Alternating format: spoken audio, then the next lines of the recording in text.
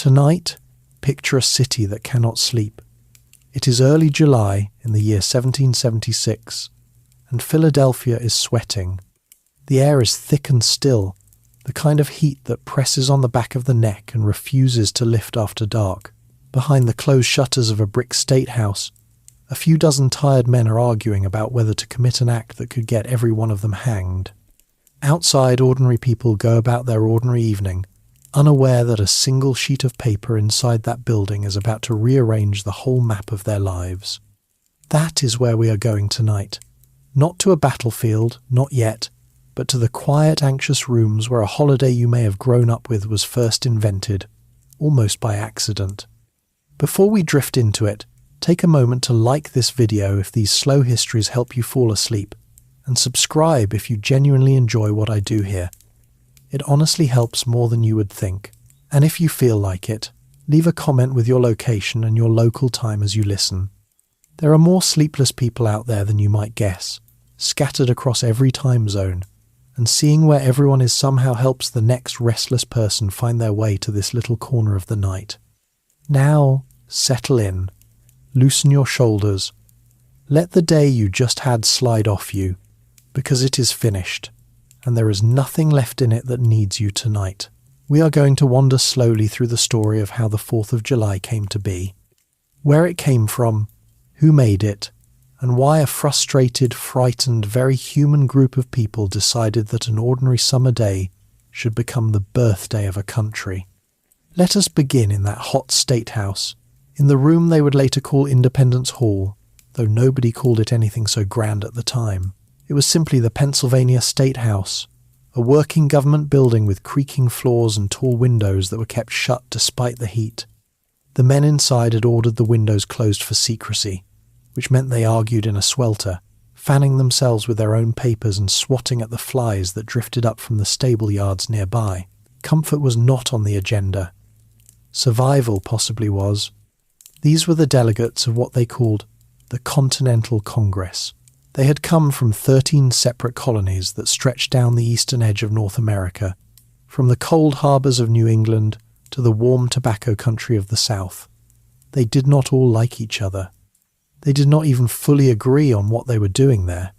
Some had arrived hoping to patch up a quarrel with their king and go home. Others had quietly decided, months before, that there was no going back at all. For more than a year, these colonies had already been at war with Britain, the most powerful empire in the world. Blood had been spilled at places with names that meant little to anyone outside the region. Small towns and bridges and stone walls where farmers had fired on professional soldiers. And yet, strangely, almost no one had said out loud the one word that would make the war make sense: independence. They had been fighting the king's armies while still claiming to be the king's loyal subjects, insisting they only wanted their old rights restored. It was an awkward position, a bit like punching someone in the face while assuring them you would still like to be friends. By the first days of July, that awkwardness had become impossible to maintain. A resolution sat before the Congress, plain and blunt, declaring that these united colonies were, and by right ought to be, free and independent states. To vote yes was to cross a line from which there was no easy return. It meant treason by the strict letter of British law. It meant that if the rebellion failed, the men in that room would not be remembered as statesmen. They would be remembered, if at all, as traitors who had been caught. So they argued. They argued through the heat and into the evenings. Some delegates spoke of duty and natural rights. Others spoke, more quietly, of their farms, their families, their necks. A tall, red-haired Virginian named Thomas Jefferson sat mostly silent, having already done his part by writing the document they were now picking apart line by line. A short, round, restless lawyer from Massachusetts named John Adams did most of the talking for the cause, because John Adams almost always did most of the talking. And an old man with spectacles and a famously dry tongue, Benjamin Franklin, sat watching it all with the patience of someone who had seen a great many foolish things and a few wise ones. What they were about to do had no clear precedent. Colonies had rebelled before. Subjects had overthrown bad rulers before, but here was a collection of ordinary settlements, with no king of their own and no ancient claim to nationhood, proposing to step out of the largest empire on earth and simply declare themselves a new country, founded not on bloodline or conquest, but on an idea written down on paper. It was a gamble so large that even the men making it could hardly believe they were making it. There is one more thing worth understanding about that gathering before we move on. This Congress was not a government in any normal sense. It had no constitution behind it, no power to tax, no army of its own to command at the start, and no clear authority over anyone. It was, in plain terms, a meeting of men who represented colonies that had agreed to talk. Whatever it decided, it could not enforce. It could only persuade, and hope that the colonies and the people would follow along, that they were about to declare a new nation into being from such a flimsy foundation, with nothing but words and nerve to back them, makes the whole thing stranger and braver than it usually appears. We will get to the famous date, and to the famous words, and to the fireworks that came much later. But to understand why that hot July mattered, we have to go backward first. We have to understand the world these colonists lived in, the king they answered to, and the long, slow build-up of small grievances that finally tipped a quarrel into a revolution. So let your breathing slow, and let us travel back a little further, to a calmer time before any of this, when the 13 colonies were simply distant outposts of a faraway crown, and no one dreamed of a holiday at all. 13 colonies, one distant king. To understand the storm, you first have to understand the calm before it, and that calm stretched on for a very long time. For most of the 1700s, the 13 colonies were not a country in waiting. They did not think of themselves as one people at all. A merchant in Boston had about as much in common with a rice planter in South Carolina as he did with a stranger in France. They were 13 separate worlds, loosely strung along the Atlantic coast, each with its own assembly, its own customs, and its own quiet sense of being the most sensible place to live. What they shared was a king, far across the ocean, in a green and rainy island most colonists would never see. That king was George III, a young man who had come to the British throne in 1760. For the average colonist, the king was less a person than an idea, a comfortable, distant figure whose portrait hung in taverns and whose name was toasted at dinners. People felt genuine loyalty to him. They called Britain the mother country and meant it. They were proud to be British, proud of British liberty, proud that they belonged to the strongest empire in the world, even if that empire's heart beat 3,000 miles away. Life in these colonies was overwhelmingly rural. 9 out of every 10 colonists worked the land in some fashion. The towns we now think of as great cities were small by the standards of Europe. Philadelphia, the largest, held perhaps 30,000 souls. New York and Boston were smaller still. Beyond the towns lay farms, forests, and the long, contested frontier, where settlers pushed west into lands that belonged to native nations who had lived there for countless generations and who watched the newcomers with a wary and well-earned suspicion. Now, since we are going to spend our whole evening in this century, let us pause just once and look closely at how these people actually lived, because we will not stop to do it again. Colonial society was layered, like a cake nobody had bothered to frost evenly. At the top sat a thin crust of gentry. These were the wealthy planters and merchants, the men who wore powdered wigs and fine coats of imported wool, who drank Madeira wine and signed their letters with elaborate care. Their wives wore gowns of silk and brocade when they could afford it, with stays laced tight beneath. These families owned the big houses, sat in the assemblies, and considered themselves the natural leaders of everyone below them. Beneath them was a broad middle layer, the largest free portion of society. These were the independent farmers, the shopkeepers, the blacksmiths, the carpenters, the tavern keepers. They wore practical clothes of linen and homespun wool, leather breeches, simple caps and aprons.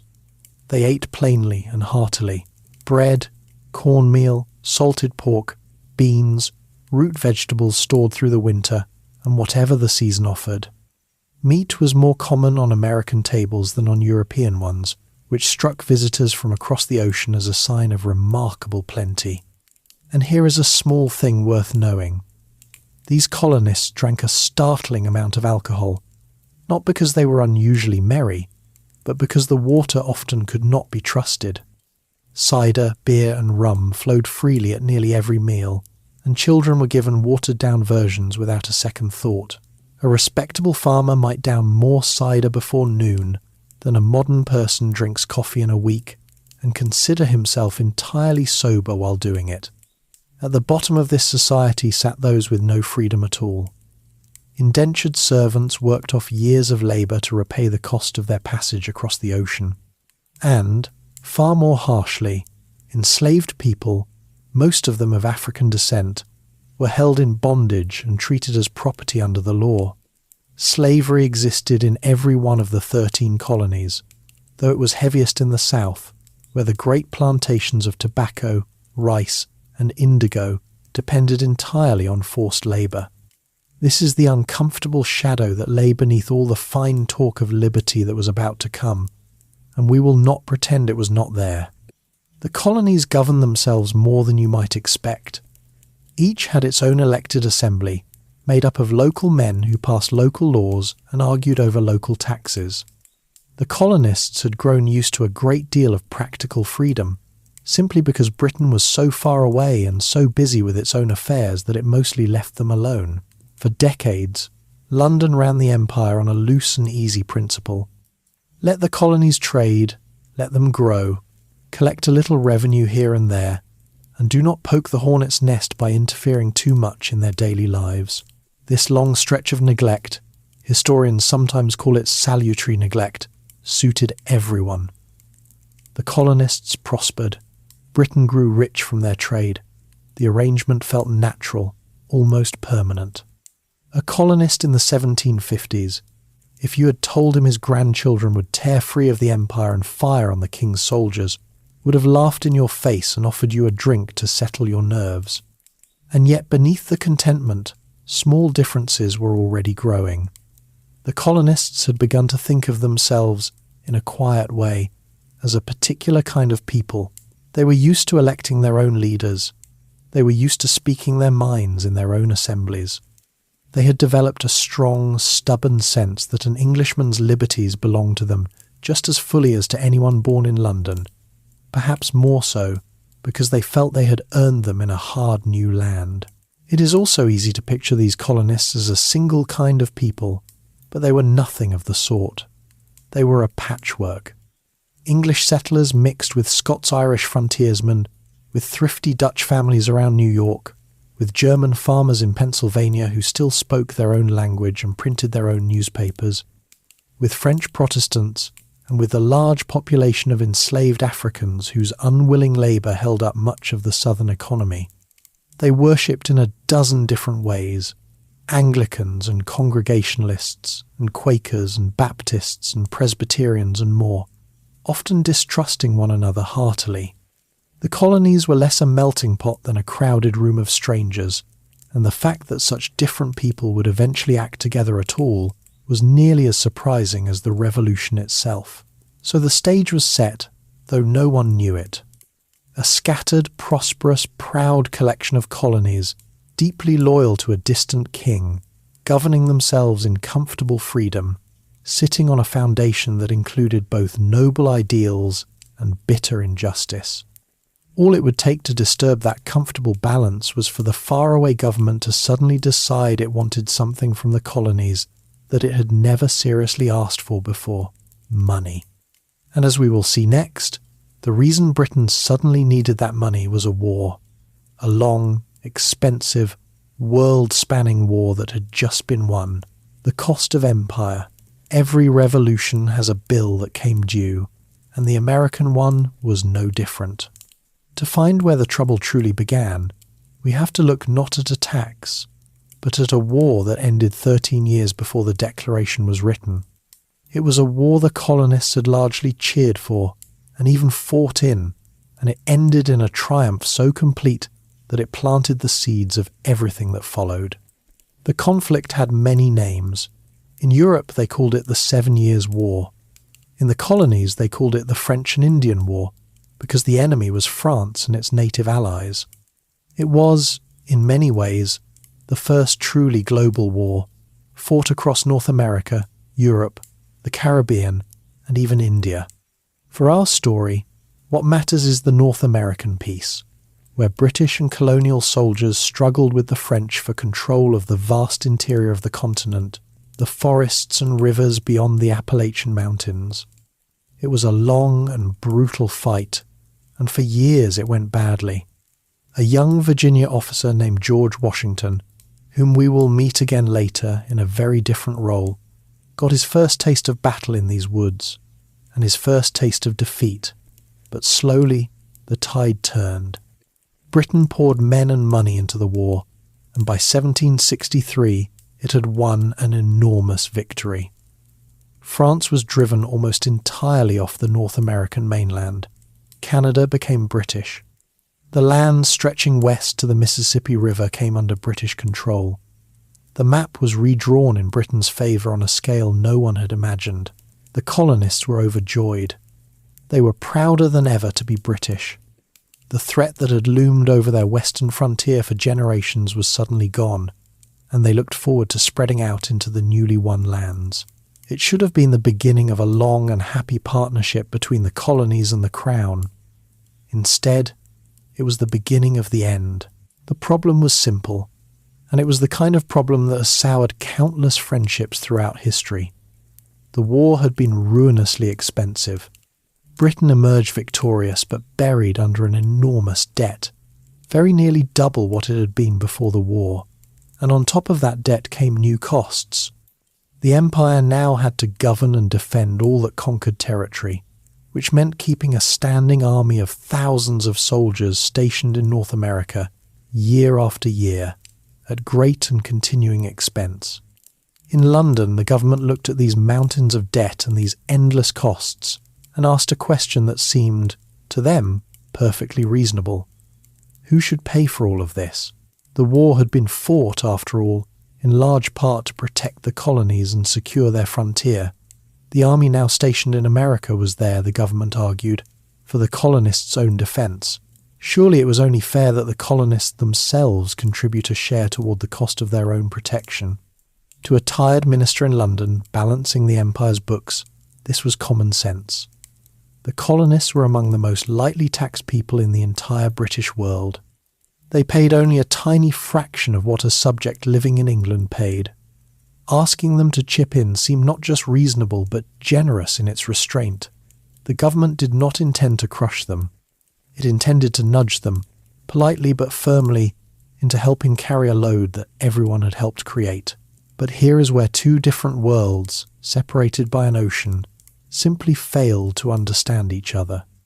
What looked like obvious fairness from a desk in London looked like something very different from a farmhouse in Massachusetts or a counting house in Virginia. The colonists had their own deeply held idea about taxes, an idea drawn from the very British tradition they were so proud of. The principle was this: a free people could only be taxed by their own elected representatives. It was their consent, given through their own assemblies, that made a tax legitimate rather than a simple act of theft. And in the British Parliament, the great lawmaking body that sat in London, the colonists had no representatives at all, not one. They had never elected a single member. So when Parliament began, in the years after the war, to pass laws taxing the colonies directly, the colonists felt the ground shift beneath them. It was not at first about the money. The early taxes were small. It was about the principle. If a distant Parliament, in which they had no voice, could reach across the ocean and tax them at will, then their cherished liberties were not really theirs. They held them only at the pleasure of strangers. This is the quiet heart of the whole quarrel, and it is worth holding on to as we go forward. The colonists were not, in the beginning, oppressed in any dramatic way. They were prosperous. They were free. They were proud subjects of a king they loved. But they had come to believe with the stubborn certainty of people who have governed themselves for generations, that liberty meant having a say in the laws that bound you, and the British government, struggling under its debts, had decided to start making laws for them without asking. There was one more insult tucked into the years right after the war, and it stung the frontier especially. Having just won that vast western territory, Britain promptly forbade the colonists from settling in much of it. A royal proclamation drew a line along the crest of the Appalachian Mountains and declared the lands beyond it off-limits, reserved for the native nations in the hope of avoiding costly new wars.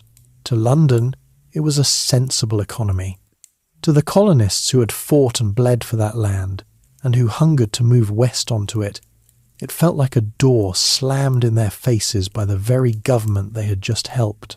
The promise of the war's reward had been quietly taken back. The first real test of this principle was coming. The government in London would soon pass a tax unlike any before it, one that touched nearly everyone in the colonies, from the lawyer to the printer to the tavern keeper buying his playing cards. It was called the Stamp Act, and when it arrived, the colonists would discover, to their own surprise, just how angry they could become. For the first time, the 13 separate worlds would begin, ever so slightly, to turn and look at one another, and to wonder whether they might have more in common than they had ever supposed. Tea, tar, and anger. Anger, like a fire, needs feeding, and over the next 10 years the British government fed it again and again, each time believing it was finally putting the flames out. What followed the war was not a single insult, but a long, grinding series of them. A decade of taxes imposed, protests raised, taxes withdrawn, and then new taxes imposed once more. It was a cycle that slowly turned ordinary colonists, men and women who had never questioned their loyalty, into something they had never expected to become. It began in earnest in 1765 with the Stamp Act. This was a tax that required colonists to buy a special stamped paper for nearly every printed document in their lives. Legal papers, newspapers, licenses, even playing cards and dice. It was clever in a way, because it touched the most influential people in the colonies, the lawyers, the printers, the merchants, the very people best able to make a great deal of noise. And make noise they did. Crowds gathered. Stamp agents were threatened until they resigned. Some were burned in effigy, their straw likenesses strung up and set alight to the cheers of the crowd. For the first time, delegates from 9 colonies met together in New York to protest as one body. The slogan that rang through the streets was simple and unforgettable. No taxation without representation. The protests worked. Parliament, startled by the uproar, repealed the Stamp Act, but it did something else at the same time, something easy to miss in the celebrations. It quietly passed another law declaring that it had the full right to make laws binding the colonies in all cases whatsoever. In other words, it backed down on the tax while insisting it had every right to impose it. The colonists rejoiced too soon. The principle that had alarmed them had not been surrendered at all. It had only been set aside for a moment. 2 years later came a fresh round of taxes, this time on goods imported into the colonies: glass, paint, paper, and tea.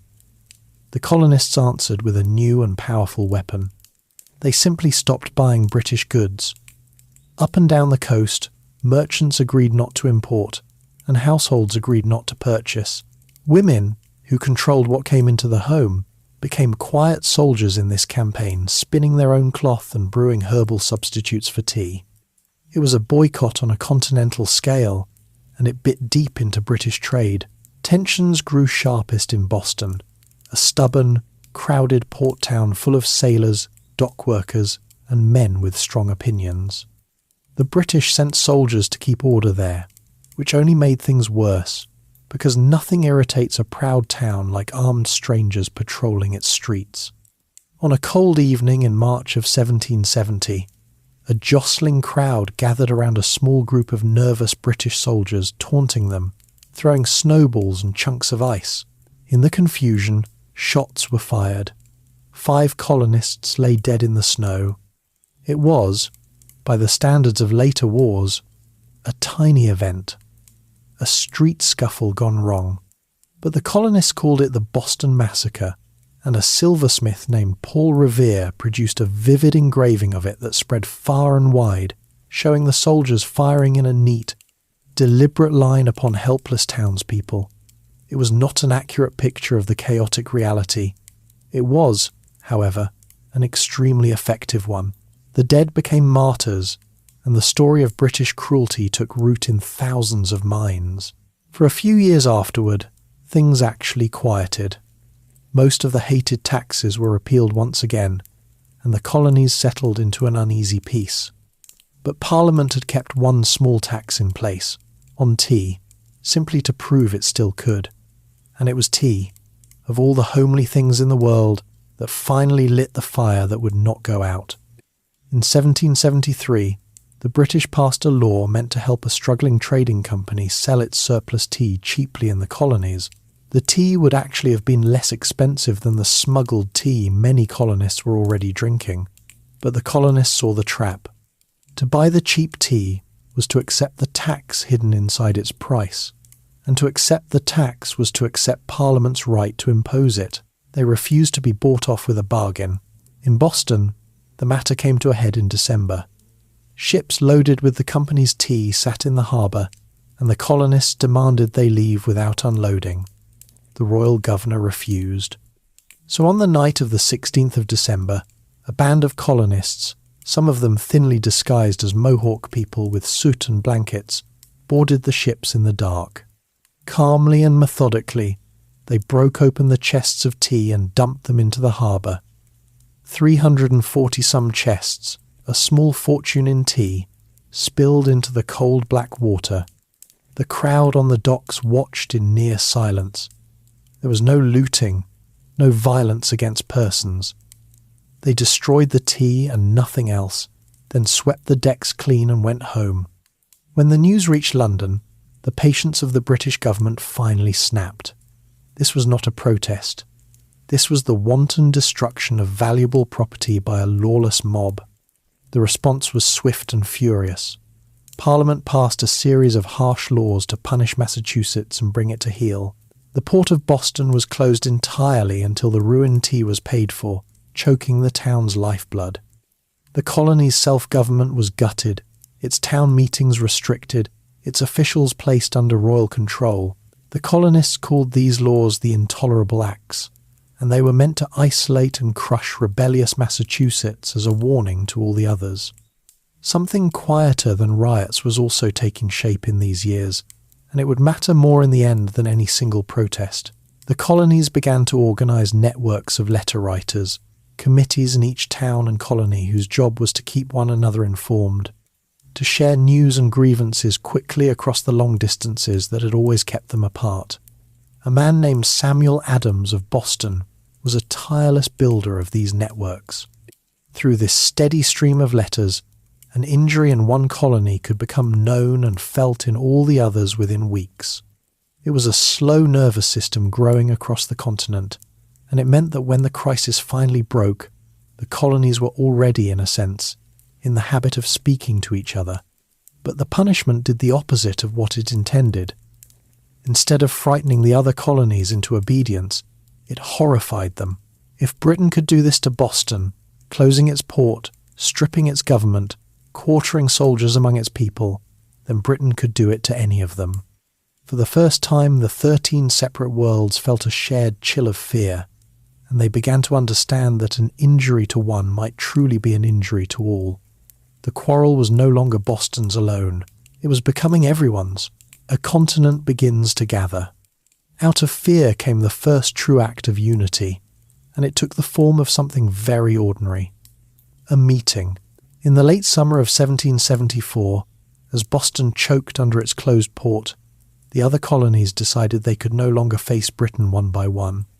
They would have to talk to each other, openly and as equals, for the first time in their history. They called for a Congress, a gathering of delegates from across the colonies, to meet in Philadelphia and decide together what to do. This was the First Continental Congress, and we should not imagine it as a band of fiery revolutionaries plotting to overthrow a king. Quite the opposite. Most of the 50-some men who gathered in Philadelphia that September were cautious, respectable, and deeply reluctant. They were lawyers and planters and merchants, pillars of their communities, the sort of men who owned property and feared disorder. Many of them wanted nothing more than to restore the comfortable old relationship with Britain, the one that had worked so well for so long. They had come not to break the empire, but to repair it. Yet simply by gathering, they did something revolutionary, whether they meant to or not. 12 of the 13 colonies sent delegates. Only distant Georgia stayed away, and even it would soon join the cause. Men who had never met, who came from regions with little in common, now sat together in the same room and discovered, to their surprise, that they could work together. They were strangers learning, cautiously, to become colleagues. The Virginian found he could speak the same language of liberty as the New Englander. The Southerner and the Northerner, so different in manners and interests, found a common grievance large enough to hold them both. They argued, of course. Some delegates wanted bold defiance. Others wanted careful, respectful petitions. A few wished they had stayed home. But in the end, they reached agreement on several measures that pushed the colonies further down the road than most of them had intended to travel. They drew up a formal list of their rights and their complaints, addressed to the king, insisting on the liberties they believed were theirs as British subjects. They wrote earnest appeals asking him to intervene on their behalf against his own parliament. And they did one thing that carried real teeth. They agreed to a sweeping boycott of British goods, far stronger than any before, and they created local committees throughout the colonies to enforce it. These committees would watch their neighbours, name those who broke the boycott, and shame or pressure them into compliance. It was a quiet but profound shift. The colonists were no longer just protesting British authority. They were beginning, in small everyday ways, to govern themselves outside of it. A man who obeyed the local committee rather than the royal governor had, without quite realizing it, started to transfer his loyalty from one to the other. Before they went home, the delegates agreed on something that revealed how serious matters had become. They would meet again the following spring, if their grievances were not addressed. They could feel, even the most hopeful among them, that the crisis was not going to simply fade away. They were preparing, almost against their own wishes, for the possibility that talking might not be enough. Meanwhile, far across the ocean, King George III and his ministers were reading the colonists' careful, respectful petitions with mounting irritation rather than sympathy. To the colonists, these documents were heartfelt pleas from loyal subjects. To the king, they looked like the demands of an unruly mob dressing up its defiance in polite language. He had no intention of backing down. In his eyes, the colonies were testing his authority, and authority that is tested and not defended is authority that crumbles. The blows must come down harder, he believed, not softer. This was the tragic misunderstanding at the centre of the whole affair. Both sides thought they were being reasonable. Both sides thought the other was being unreasonable. The colonists believed they were defending ancient British liberties against a government that had lost its way. The king believed he was defending lawful order against ingratitude and rebellion. Neither was simply lying, and neither could see the situation through the other's eyes. And when two proud parties each become certain that they are the wronged one, compromise grows harder by the day. As that long winter of 1774 turned towards spring, the mood in the colonies darkened and sharpened. Militias, the local part-time citizen soldiers, began to drill more seriously on village greens. Towns quietly gathered stores of gunpowder, musket balls, and cannon, hiding them away in barns and cellars and meeting houses against a day they hoped would not come. In Massachusetts especially, the air grew tense and watchful. The British general in Boston knew the colonists were stockpiling weapons in the countryside, and he knew that sooner or later he would have to do something about it. Everyone could feel the storm gathering, even those who prayed it would pass. The colonists were not yet seeking independence. The vast majority still hoped, even now, for some reconciliation, some last-minute return to the old easy days. But they were arming themselves all the same, because hope is one thing and prudence is another, and a wise man prepares for the worst while praying for the best. What is striking, looking back, is that the men of this Congress had no legal right to do most of what they did. No law had given them the power to organise boycotts, to create enforcement committees, or to speak for the colonies as a whole. They simply assumed that power, acting as though they had the authority and daring anyone to say otherwise.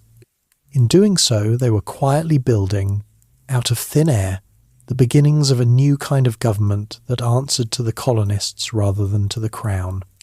It was revolution by committee, conducted in the dry language of resolutions and petitions, and it advanced so gradually that many of the men taking part hardly noticed how far they had travelled. The next move would not come from a meeting hall or a printing press. It would come from a column of British soldiers marching out of Boston in the grey light before dawn, on a mission they thought would be simple toward a small town whose name almost no one outside Massachusetts had ever heard. And when those soldiers met a thin line of nervous colonial militiamen on a village green, someone, no one ever knew who, would pull a trigger, and the long argument would become a war. Shots on the green. On the night of the 18th of April, in 1775, the long argument finally ran out of words. The British general in Boston named Thomas Gage had decided to act. He had learned that the colonists were storing weapons and gunpowder in the town of Concord, some miles to the northwest, and he meant to seize them before they could be used. He also hoped to arrest a few of the troublesome leaders of the resistance who were known to be in the area. So he gathered several hundred of his soldiers and sent them marching out of Boston in the darkness, quietly, he hoped, before anyone could raise the alarm. But the colonists had been watching for exactly this. Boston was a town that kept few secrets, and the Patriots had built a network of riders ready to spread word the moment the soldiers moved. As the British columns formed up in the night, the warning went out across the countryside. A silversmith named Paul Revere was among those who rode through the dark, rousing households and militia captains, carrying the message from village to village. By the time the British soldiers were on the road, the alarm had outrun them, and the countryside ahead was waking, arming and gathering. In the small town of Lexington, on the road to Concord, a handful of local militiamen assembled on the village green in the cold hour before dawn. There were perhaps 70 of them, ordinary farmers and tradesmen with their own muskets, facing a force of British regulars many times their number. They were not there to start a war. Most accounts suggest they intended only to make a silent show of presence, and their commander, seeing how badly they were outnumbered, had even begun to order them to disperse and go home. And then a shot rang out. To this day, no one knows who fired it. It may have been a nervous finger on either side, a musket discharged by accident, a single panicked instant. It hardly mattered. At the sound of that one shot, the tense discipline broke. The British soldiers fired a volley, then another. When the smoke cleared on Lexington Green, 8 colonists lay dead and others wounded, and the militia had scattered. The first blood of the revolution had been spilled, almost by accident, in a confused moment that no one had planned and no one could undo. The British marched on to Concord, but the day did not go as they had imagined. The militias of the surrounding towns were pouring in now, hundreds of them, then thousands, gathering from every direction. At a bridge outside Concord, colonial militiamen and British soldiers exchanged fire again, and this time it was the British who fell back. Their mission accomplished little. Most of the weapons they had come to seize had already been moved and hidden. It was the long march back to Boston that turned a skirmish into a disaster for the British. All along the road, colonial militiamen crouched behind stone walls, trees and farmhouses, firing at the retreating column and then slipping away before they could be caught. The British soldiers, trained for orderly battles in open fields, found themselves marching for miles through a deadly unseen gauntlet, harried at every turn by an enemy they could rarely even see. By the time they staggered back into Boston, exhausted and bloodied, hundreds of them had been killed or wounded. The day that was meant to be a simple raid had become a humiliation and, worse, a beginning. News of Lexington and Concord raced through the colonies like fire through dry grass. Riders carried the story south, and as it spread, the militias of New England converged on Boston, surrounding the town and trapping the British Army inside it. Almost overnight, without anyone formally declaring it, there was a war. Thousands of armed colonists now besieged the king's soldiers, and there could be no pretending this was just another protest. In the midst of this, the Second Continental Congress gathered in Philadelphia, as the delegates had agreed it might. But it met a changed world from the one the First Congress had known. The first gathering had debated petitions and boycotts. This one found itself, almost immediately, having to manage an actual war. There was an army outside Boston, but it was a loose collection of New England militias with no central command, no steady supply, and no clear authority over it. Someone had to take charge of it, and quickly, before it dissolved. And so the Congress made one of the most important decisions in its history, and a shrewd one. It chose to adopt the New England militia as a true continental army, belonging to all the colonies together, and it appointed a commander to lead it. The man it chose was a tall, dignified Virginia planter, with real military experience from the old French and Indian War, a man respected for his steadiness and his sober judgment. His name was George Washington. By giving command to a Virginian, the Congress made sure this was not just a New England fight, but a fight for all 13 colonies, binding the regions together in a single cause. Washington accepted the command gravely, refusing any salary, and rode north to take charge of an army he had never met in a war no one had quite declared. Even now, in the summer of 1775, with armies in the field and men dying, the colonists had still not asked for independence. It is one of the strangest features of the whole story. They were waging open war against the king's troops, while continuing to insist they were the king's loyal subjects, fighting only to defend their rights against his wicked ministers. The Congress even sent one more humble petition across the ocean, begging the king for reconciliation, a last desperate reach for peace. One early battle deserves a moment of its own, because it taught both sides a hard lesson. In June of 1775, the colonists fortified a hill overlooking Boston, and the British attacked it head-on in the summer heat. The colonial militia held their fire until the redcoats were almost upon them, then poured volley after volley into the advancing ranks. The British took the hill in the end, but only on their third assault, and at a terrible cost in dead and wounded officers and men. The colonists lost the ground, but proved something they badly needed to prove. Ordinary farmers, properly placed, could stand against the finest professional soldiers in the world and make them pay dearly. After that day, neither side could pretend this would be a short or easy war. The king's answer, when it came, slammed the door for good. He refused even to receive the petition. Instead, he formally declared the colonies to be an open rebellion, and he set about hiring foreign soldiers to help crush them. To the colonists, this was the moment the spell finally broke. The king they had loved, the father figure they had appealed to again and again, had branded them rebels and traitors and prepared to make war on them in earnest. If he would not be their protector, then what exactly were they still loyal to? The question, once unthinkable, now hung in the air over every household in America, waiting for someone bold enough to answer it out loud. Common sense, common cause. Sometimes a revolution waits for the right words, and in the cold January of 1776, the right words finally arrived. They came not from a famous statesman or a general, but from a recently arrived immigrant, a failed corset maker and tax collector from England named Thomas Paine. He had landed in Philadelphia only about a year before, carrying little but a sharp pen and a gift for plain speech. and with one small pamphlet, he changed the way ordinary colonists thought about everything.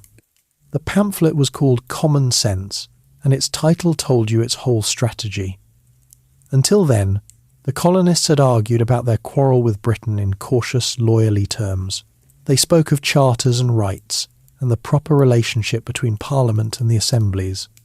It was the language of educated men, full of careful distinctions, and it always stopped short of the one conclusion that frightened everyone. Paine swept all of that aside. He wrote not for the lawyers but for the farmer and the shopkeeper, in language anyone could understand, and he said the thing out loud that most people had only dared to think. His argument was bold and simple. It was, he wrote, plain absurd for an entire continent to be ruled forever by a small distant island. It was unnatural for the larger to be governed by the smaller. And the whole idea of monarchy itself, the notion that one family should rule over others by right of birth, was, he argued, a foolish and corrupt thing, dressed up in false glory. Why should anyone bow to a king simply because his ancestors had once seized power? Paine mocked the very idea that the colonists owed loyalty to George III, and he did it in words so clear and so cutting that they could not be unread. Reconciliation, Paine insisted, was a fantasy. The blood already spilled at Lexington and Concord could not be wiped away with apologies. It was time, he said, to stop talking about restoring the old relationship and to start talking about building something entirely new. America, he wrote, had it in her power to begin the world over again, to create a free republic governed by its own people rather than by a distant crown. It was a thrilling, almost dizzying idea, and he made it feel not just possible but obvious. The effect of the little pamphlet was extraordinary. It sold in numbers almost impossible to imagine for the time, passing from hand to hand, read aloud in taverns and around firesides, and from pulpits, until it seemed half the colonies had encountered it. For a population of only a few million, it reached a scale that would stagger a modern publisher. Paine refused to take any profit from it, wanting the message to spread as widely and cheaply as possible. And spread it did, carrying the once unspeakable word, independence, into ordinary conversations everywhere. What Common Sense did, more than anything, was give people permission. It took the secret thought that many had been quietly nursing and turned it into a respectable public position. Men who had been ashamed to even consider breaking with the king now found their private doubts spoken aloud in print, argued with confidence and wit. The pamphlet did not create the desire for independence so much as it unlocked it, releasing a feeling that had been building for years but had never quite found its voice. Through the early months of 1776, the mood shifted steadily. In one colony after another, local assemblies and conventions began, cautiously at first, and then more boldly, to instruct their delegates in the Continental Congress that they would support a break from Britain if it came to that. The ground was moving beneath the feet of the cautious men in Philadelphia. The question was no longer whether independence was thinkable, it was whether the Congress would catch up to the people it claimed to represent. Still, it was a wrenching thing to face. We should not let the eventual outcome fool us into thinking the decision was easy or obvious to those living through it. To declare independence was to abandon every familiar certainty. It meant turning against the only government most of them had ever known. It meant betting their lives, their fortunes, and the safety of their families on the slim chance that a collection of farmers and shopkeepers could defeat the most powerful military on earth. Many thoughtful, patriotic people still believed it was madness, a leap into darkness that would end in ruin and the hangman's rope. And not everyone came along at all. It is easy looking back to imagine that all the colonists marched together toward independence, but that was never true. A large portion of the population remained loyal to the king, by conviction or by caution. These were the loyalists, sometimes called Tories, and they included people from every walk of life, farmers and merchants and officials and clergymen who could not bring themselves to take up arms against their lawful sovereign. Others simply wished to be left alone, hoping to wait out the storm without choosing a side. The revolution, we should remember, was as much a bitter quarrel among neighbours as it was a war against a foreign power. Not everyone who agreed with Paine admired him. John Adams, who wanted independence as fervently as anyone, found the pamphlet's tone reckless and its ideas about government dangerously simple. He worried that Paine was very good at tearing down a monarchy, but had given little serious thought to what should be built in its place. It is a revealing disagreement. The revolution was never a single mind moving as one. It was a crowd of strong-willed people who happened to be pushing, for their own different reasons, in roughly the same direction. Paine lit the fire under the public. Men like Adams would have to worry about what to do once the old order had burned away. But the tide was now running strongly in one direction, and it was gathering speed. The arguments had been made, the blood had been spilled, the king had refused every appeal. The pamphlet had spoken the unspeakable, and the people had read it and nodded. By the late spring of 1776, the great question could no longer be put off. The delegates gathered in Philadelphia would have to decide, formally and for the record, whether 13 colonies were going to become 13 states, bound together into something the world had never quite seen before. And to make that decision real, they would need not just a vote, but words. Words grand enough and clear enough to explain to a watching world why they were doing this astonishing thing. The task of finding those words was about to fall to a quiet young man who would rather have been almost anywhere else. 5 men and a page. In June of 1776, the moment of decision arrived in the form of a single sentence read aloud in Congress. A delegate from Virginia named Richard Henry Lee rose and proposed a resolution that left no room for misunderstanding. These united colonies, he declared, were, and of right ought to be, free and independent states, absolved of all allegiance to the British crown. There it was at last, the unspeakable thing spoken on the floor of Congress itself, plain and unadorned. The room did not erupt in agreement. Independence was popular now, but it was not yet unanimous, and several colonies had not yet received permission from home to vote for so final a step. So the Congress did a sensible thing. It postponed the final vote for a few weeks to give the hesitant colonies time to make up their minds. But it did not simply wait.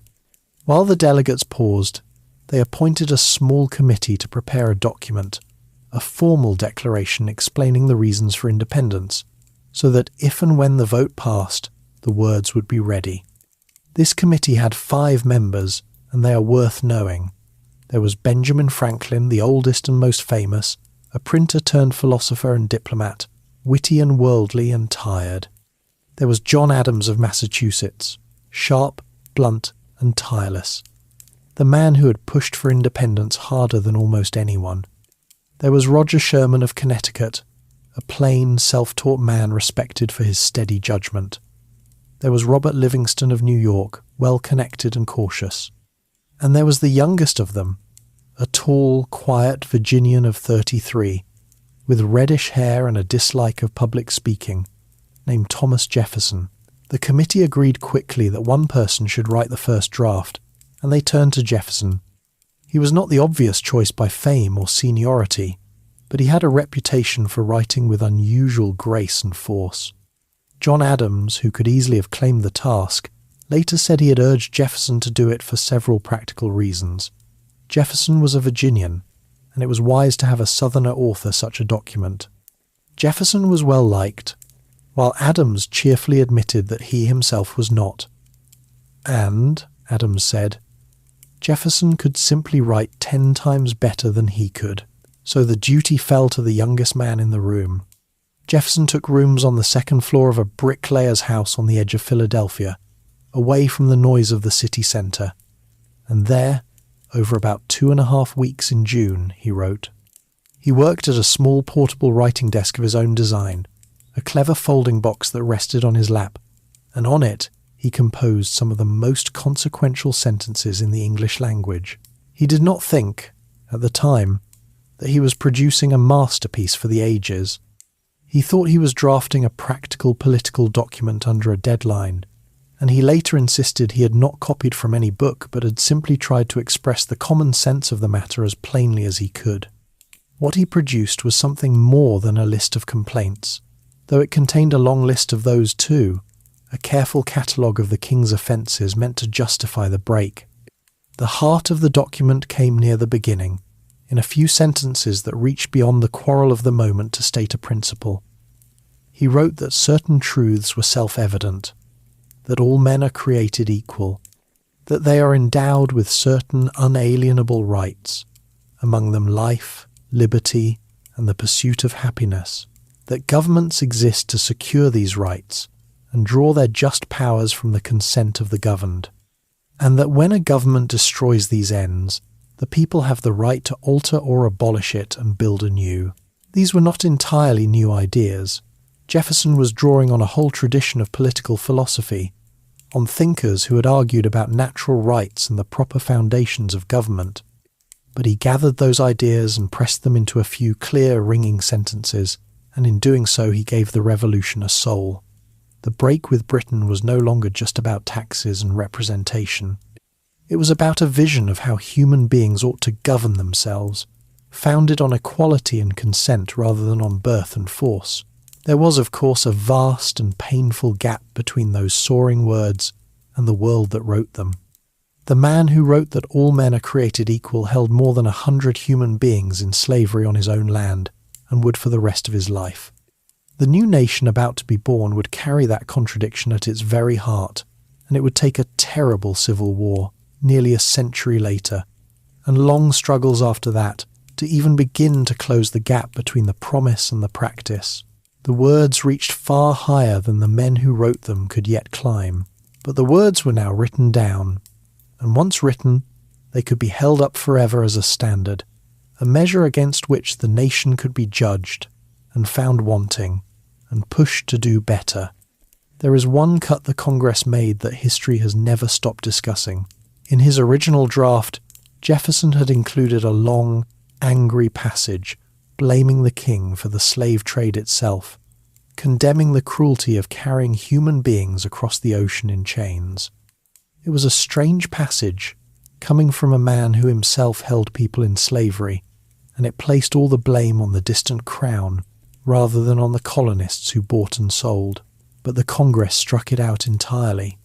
Delegates from colonies whose wealth depended on slavery would not allow it to stand, and so the new nation's founding statement said nothing at all about the institution that most deeply contradicted its words.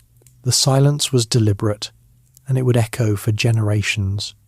When Jefferson finished his draft, the committee read it over and made a few changes, Franklin and Adams suggesting small improvements here and there. Then, they brought it before the full Congress. And this is where Jefferson's ordeal truly began, because the Congress, as legislative bodies always do, could not resist editing. For 2 days they went through his careful prose, cutting, trimming, and altering, striking out passages they found too strong or too risky. They cut roughly a quarter of his words. Jefferson sat through it in silent misery, wincing at each change to his beloved sentences, convinced they were ruining his work. Old Benjamin Franklin, sitting beside him and seeing his distress, leaned over and told him a gentle, rambling story to take his mind off the butchery, the sort of kindness one offers a young man watching strangers rearrange his furniture. Jefferson never quite forgave the Congress for its edits, and for the rest of his long life he would point out, to anyone who would listen, exactly which fine passages they had cruelly removed. The vote that changed everything. While Jefferson nursed his wounded pride over the edited prose, the real drama was unfolding in the votes themselves, and the outcome was far from certain. The first days of July, in 1776, were not a celebration. They were a tense, sweltering, sleepless stretch of bargaining and arm-twisting, as the supporters of independence tried to make sure that when the moment came, the colonies would speak with one voice rather than a divided mutter. Unanimity mattered enormously. A declaration of independence supported by only some of the colonies would be weak, even laughable. an invitation to the British to pick them off one at a time. The colonies needed to stand together or they would surely fall apart. But several delegations were still hesitant or outright opposed, and the men driving the cause, John Adams chief among them, spent those days working every angle to bring the doubters around. The hardest cases were the middle colonies, especially Pennsylvania and Delaware, and New York, where many delegates feared the break was premature and ruinous. Some of these men were not cowards or traitors. They simply believed, with real conviction, that declaring independence now, with the war going badly and no foreign allies in sight, was to gamble everything on a hopeless throw. They wanted more time, more certainty, more preparation. Theirs was the voice of caution, and caution is not always wrong, even when it loses. On the 2nd of July, the Congress took the great vote on Lee's resolution, the one that actually declared independence. And through a combination of persuasion, absence, and last-minute changes of heart, the supporters got their way. 12 of the 13 colonies voted yes, with New York abstaining for the moment because its delegates had not yet received instructions, though it would soon add its agreement. Not a single colony voted no. The deed was done. On the 2nd of July, the Continental Congress formally resolved that the United Colonies were free and independent states. It was this vote, on the 2nd, that was the true legal birth of American independence, and John Adams knew it.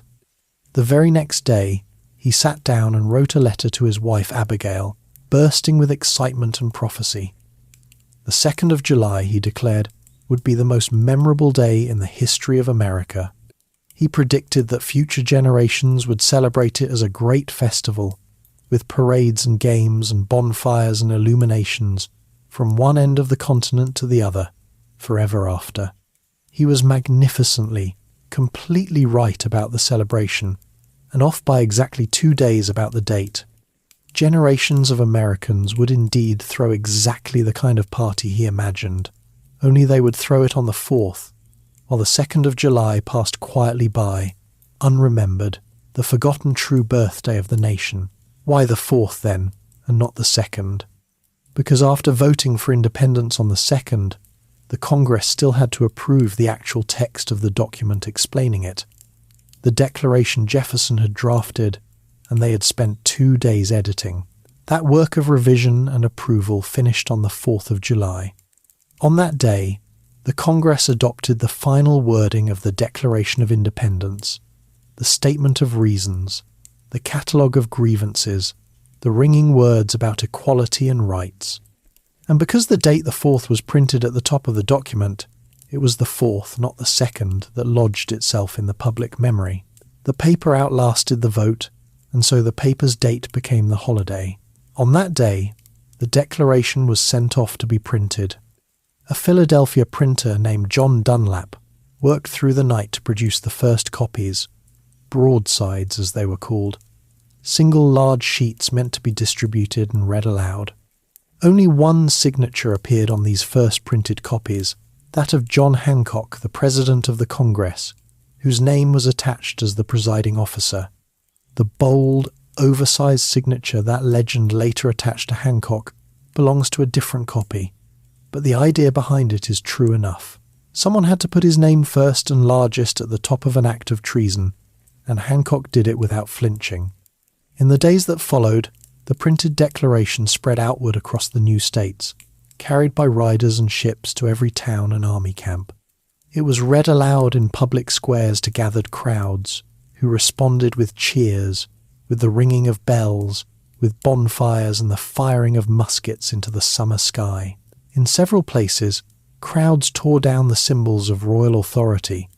In New York, a statue of King George III on horseback was pulled to the ground, and, in a fittingly practical touch, much of its lead was later melted down to make musket balls for the army.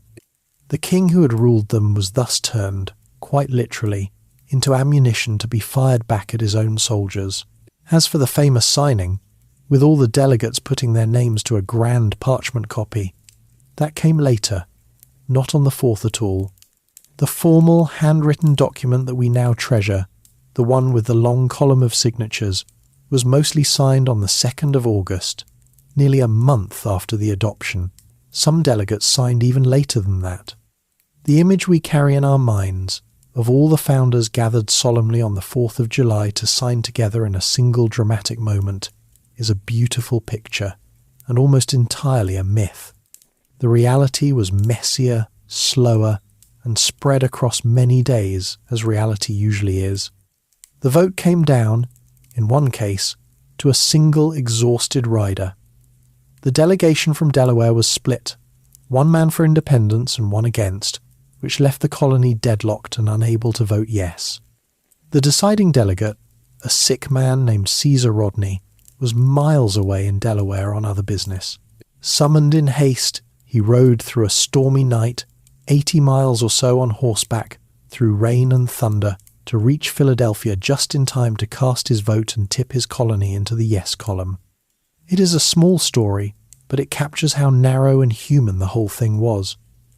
A continent's future turned, in part, on whether one ailing man could stay in the saddle through the dark, but the essential thing was settled. By the 4th of July, 1776, 13 colonies had become, in their own declaration at least, 13 free states, joined together and standing against an empire. They had written down their reasons for all the world to read. Now came the truly hard part, the part that no document could decide. Words on paper, however fine, do not by themselves make a nation. The Declaration was a promise, and promises must be kept, or they mean nothing. To make these words real, the new states would have to win a long, brutal war against the very power they had just defied.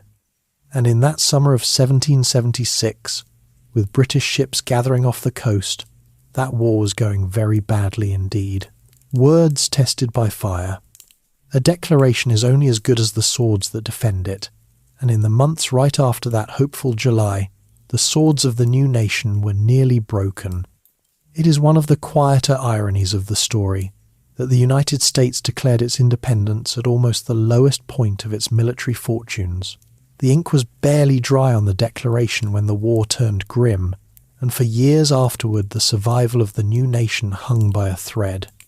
That very summer, even as the Declaration was being read aloud in town squares, the largest British fleet and army ever sent across the Atlantic was arriving off the coast of New York. Tens of thousands of professional soldiers and sailors, the finest the empire could field, descended on the harbour.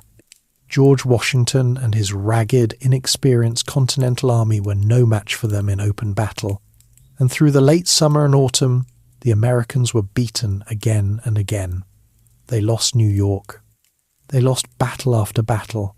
Washington was forced into a long, miserable retreat across New Jersey, his army shrinking by the day as discouraged men deserted and enlistments expired. By the cold December of 1776, the cause seemed all but lost. Washington's army was a freezing, hungry remnant, perhaps a few thousand effective men where there had been many more. The British settled into comfortable winter quarters, confident that the rebellion was collapsing on its own. It was in this desperate moment, with the revolution apparently dying, that Washington made one of the boldest decisions of his life.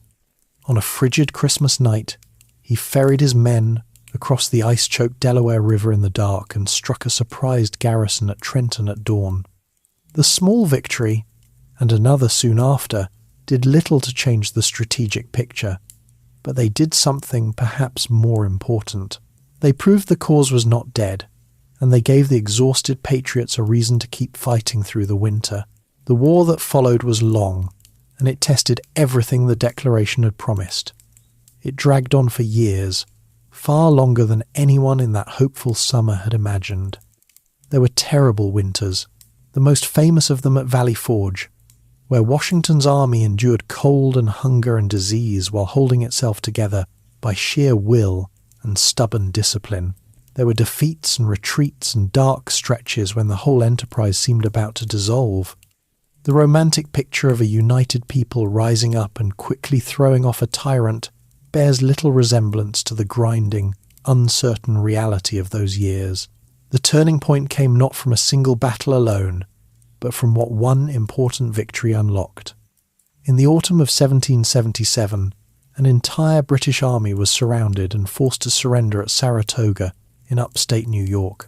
The news of this stunning American victory travelled across the ocean and accomplished something the Americans could never have managed by force alone. It convinced France, Britain's old rival, that the Americans might actually win, and that it was worth helping them do it. France entered the war on the American side, bringing money, supplies, ships and trained soldiers. What had been a colonial rebellion now became part of a wider global war that stretched Britain's resources thin across the world. With French help, the long struggle slowly tilted. It still took years more of hard campaigning, much of it in the southern states, where the war grew especially bitter, and the fighting often pitted neighbour against neighbour in a vicious civil conflict beneath the larger one. But in the autumn of 1781, the combined American and French forces trapped a major British army at Yorktown, in Virginia, with a French fleet blocking any escape by sea. After a siege, the British army surrendered. It was not, strictly speaking, the end of all fighting, but it broke Britain's will to continue. The cost of the war had grown too high, and the appetite for it in London had drained away. It took 2 more years of negotiation before the peace was formal. In 1783, Britain finally signed a treaty recognising the independence of the United States. 8 years after the first shots on Lexington Green, 7 years after the declaration, the war was over, and the thing those delegates had declared in that hot Philadelphia room had, against long odds, come true. The promise written on paper in 1776 had been kept, paid for in blood across a continent. It is worth pausing on just how unlikely the whole outcome had been. The new nation had defeated the most powerful empire on earth, but it had done so by the narrowest of margins, through a combination of stubborn endurance, foreign aid, British miscalculation, and no small amount of luck. Had any number of things gone differently, the Declaration of Independence would be remembered today, if at all, as the doomed manifesto of a failed rebellion, and its signers as traitors who paid for their boldness on the gallows. They had wagered everything, and they had barely won. The war was not fought by uniformed soldiers alone, and it is worth remembering who else carried it. Black Americans served on both sides, some fighting for the Patriots in hope of liberty, others answering a British offer of freedom to any enslaved person who would take up arms against the rebels. Women kept farms and shops running while the men were away, sewed and gathered supplies, nursed the wounded, and sometimes followed the army to cook and wash and tend the camp. Boys carried messages and powder. The endurance that finally won the war was not only the endurance of generals and famous names, it was the stubborn persistence of countless ordinary people who simply refused, year after weary year, to give up, and so the words survived their test by fire. The principles Jefferson had pressed into those few sentences, equality, unalienable rights, government by consent, were no longer just the hopeful claims of men with no power to back them.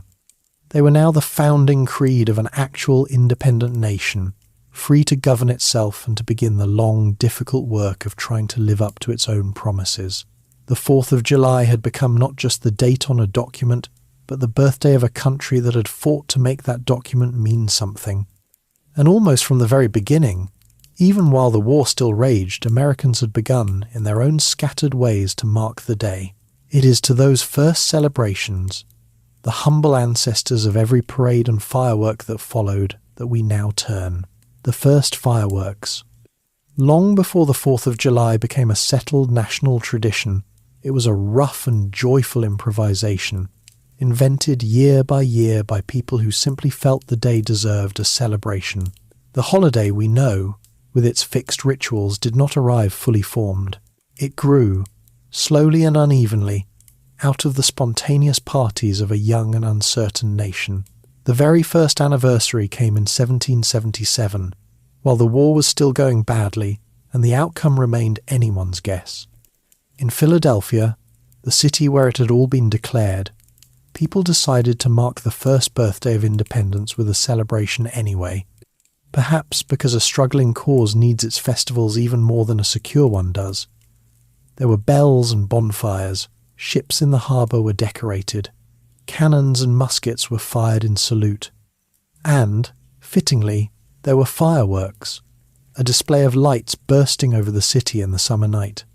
The pattern that John Adams had imagined in his letter to Abigail was already taking shape, parades and guns and illuminations, just as he had predicted, only on the wrong date.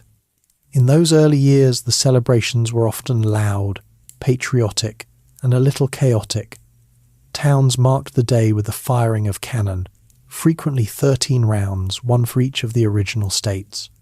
There were public readings of the Declaration itself, so that the words could be heard aloud by crowds gathered in the summer heat. There were processions, militia parades, the ringing of church bells and bonfires after dark. There were toasts, a great many toasts, raised at public dinners to liberty and to the new nation, and to anyone the gathered company happened to admire. Given what we learned earlier about how freely the period drank, we may safely assume that more than a few of these patriotic celebrations ended with the celebrants considerably more patriotic and considerably less steady than when they began. For a surprisingly long time, though, the 4th of July was not the smooth, unified national holiday we might imagine. In the decades after the Revolution, the young country was deeply divided by fierce political quarrels, and the two emerging political factions sometimes held rival, competing celebrations on the same day, each claiming to be the true heir of 1776. The holiday could be as much a stage for argument as for unity. It took time for the 4th to settle into a day that nearly all Americans could share without squabbling over who owned its meaning. The celebration also became, over the years, a way for a new and rootless nation to give itself a history. The United States was a young country, assembled from many different peoples, and lacking the ancient kings, cathedrals, and legends that older nations leaned on for their identity. So Americans built their sense of shared belonging around events like the 4th, around the founding documents and the founding generation, weaving them into something close to a national scripture. The signers became revered figures. The Declaration became a sacred text. The day became holy ground in the calendar, a yearly reminder of where the nation believed it had come from and what it believed it stood for. A strange and moving thing happened that helped seal the day's special place in the American imagination. On the 4th of July in 1826, exactly 50 years to the day after the Declaration was adopted, two of its central figures died, within hours of each other. Thomas Jefferson, who had written it, and John Adams, who had fought hardest for it, had been rivals and then friends across their long lives. Both old men, by some extraordinary coincidence, breathed their last on the very anniversary of the document that had bound their fates together. Adams, on his deathbed and unaware, is said to have murmured that Jefferson still lived, not knowing that his old friend had died a few hours earlier in Virginia. To a young nation hungry for meaning, this seemed almost too perfect to be chance. It felt like a kind of blessing laid upon the day, and it deepened the sense that the 4th of July was something more than an ordinary date. As the country grew and spread westward across the continent, it carried the 4th of July with it. Frontier towns barely a year old would still pause to mark the day, reading the Declaration, firing whatever guns they had, gathering for a shared meal. Immigrants arriving from distant lands learned to celebrate it as a way of becoming American, of claiming a place in the national story even though their own ancestors had played no part in the original events. The holiday became a thread that could stitch newcomers into the fabric of the nation, a ritual of belonging open to anyone willing to take it up. The familiar shape of the modern celebration came together gradually over the 1800s. The grand outdoor picnic, the community gathering, the patriotic speech, the brass band, the evening fireworks display became fixed features of the day across the country.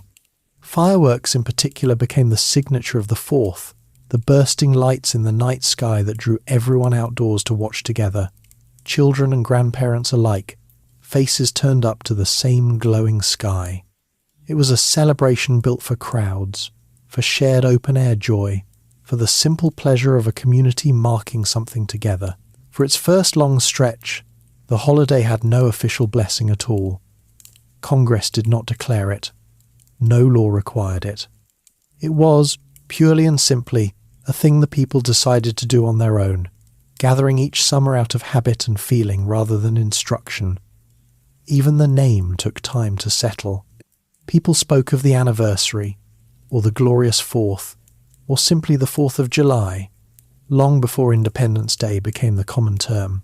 The day grew the way folk traditions usually grow, not handed down from above but built up from below, one community's celebration at a time, until the custom was so firmly rooted that the government had little to do but eventually nod and make it official. And in time, the government formally recognised what the people had long since decided on their own. Decades after the Revolution, Congress at last made Independence Day an official holiday, and later still a paid one, so that working people could enjoy it without losing their wages. But the truth is that the official recognition only confirmed a tradition the people had already built for themselves, year by year, bonfire by bonfire, since that first uncertain summer of 1777. The 4th of July was a holiday made from the bottom up, invented by ordinary Americans who simply felt that the birth of their country deserved to be remembered with light and noise and gathering. What began as the date on a contested piece of paper had become, through long habit and deep feeling, the most American day of the year, a living 4th of July. And so we come, at last, to the long afterlife of that hot summer in Philadelphia, and to what the 4th of July came to mean across the centuries that followed. For a holiday born from a single sheet of paper, it has carried an astonishing amount of weight, and it has never stopped being argued over, which is perhaps the most fitting tribute a nation founded on argument could ask for. From the beginning, the 4th has lived a kind of double life. It is, on one hand, a day of simple pleasures, of family gatherings and backyard meals, of children waving small flags and waiting impatiently for dark and the fireworks. It is summer itself, warm and easy, a day off in the heart of the year. But woven through that lightness has always been a deeper current, a yearly invitation to remember what the country claimed to be about, and to ask, quietly or loudly, how far it has come toward keeping its word. That deeper current has often been uncomfortable, and rightly so. The Declaration had announced, in its most famous line, that all men are created equal, and yet the nation that issued it permitted slavery, denied women a voice in government, and pushed native peoples off their lands. The gap between the promise and the reality was vast, and it did not go unnoticed. Over the generations, the very words of the Declaration became a tool in the hands of those who had been left out of its promise. People who were denied equality pointed straight at that famous sentence and asked the nation to explain itself, to live up to the standard it had set and then failed to meet. This is perhaps the most remarkable thing about what Jefferson wrote in that rented room. Because he had reached so much higher than the world of his own day could climb, his words became a permanent challenge, a measuring stick that later generations could hold against their own society and find it wanting. Movements for the abolition of slavery, for the rights of women, for the rights of working people, for civil rights, all returned again and again to the language of 1776, insisting that the promise of equality be extended to those it had originally excluded. The 4th of July, in this way, became not just a celebration of what had been achieved, but a yearly reminder of what had been promised and not yet delivered. One of the most powerful moments in this long conversation came when a man who had himself escaped slavery was asked to speak on the 4th of July. And instead of simple praise, he turned the day's meaning into a searching question. He asked what the 4th of July truly meant to those who were still enslaved, for whom the talk of liberty and equality rang hollow. It was a hard and honest challenge, delivered on the nation's proudest day, and it captured the strange power of the holiday.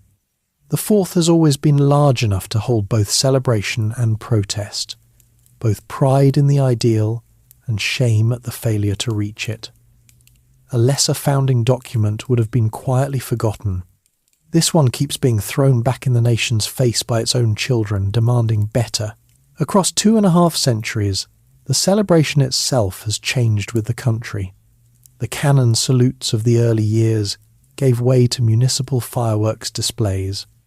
The political dinners gave way to parades and concerts and ball games. New traditions grew up around the day. The outdoor cookout, the trip to the lake or the shore, the great public gatherings in cities and small towns alike. The holiday absorbed the character of each new era while keeping its essential shape, a day in high summer when the country pauses to look at itself, in the company of family and neighbours, beneath a sky full of light. It is worth remembering, at the close, just how improbable the whole thing was. The men who set this in motion did not know they were founding a tradition that would outlast them by centuries. They were frightened, divided, and far from certain of success. They argued bitterly, edited each other's words, gambled their lives on a war they were losing, and carried within their great achievement a deep moral contradiction they could not resolve. They were not marble statues. They were anxious, flawed, ambitious, sometimes petty human beings who nonetheless managed, in a hot room over a few July days, to write down an idea about human equality and self-government so powerful that it has refused to die. That is, in the end, what the 4th of July commemorates. Not a perfect nation, for there has never been one, and not a flawless founding, for the founders themselves would be the first to be embarrassed by some of what they did and left undone. It commemorates a beginning and a promise, the decision of a scattered, ordinary people to govern themselves rather than be governed from afar, and to anchor that decision in a claim about the dignity and equality of human beings. The work of making that claim true was left unfinished, deliberately so, handed down from one generation to the next, like an inheritance that can never quite be spent. And the influence of those few sentences did not stop at the water's edge. The idea that a people could declare their own independence and ground it in a claim about universal human rights proved impossible to contain. It rippled outward across the world. The French, a little over a decade later, would launch their own revolution with their own ringing declaration of the rights of man. In the centuries that followed, peoples on nearly every continent, throwing off empires and demanding self-government, would reach for the same language of equality and consent, sometimes quoting the American document almost word for word. What a handful of colonists wrote to justify their own rebellion became, without their ever intending it, a template that others would borrow again and again. So tonight, when you picture the 4th of July, perhaps you will see past the fireworks and the flags to that closed, sweltering room in 1776, where a few tired men argued through the heat and decided to risk everything on a few well-chosen words.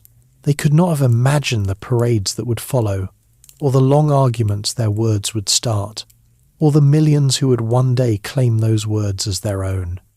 They only knew that they had reached a point of no return, and that they had to explain themselves to the world. They did, in language that outlived them all, and every year, on the 4th day of July, the country they began pauses to remember the day it decided to be born.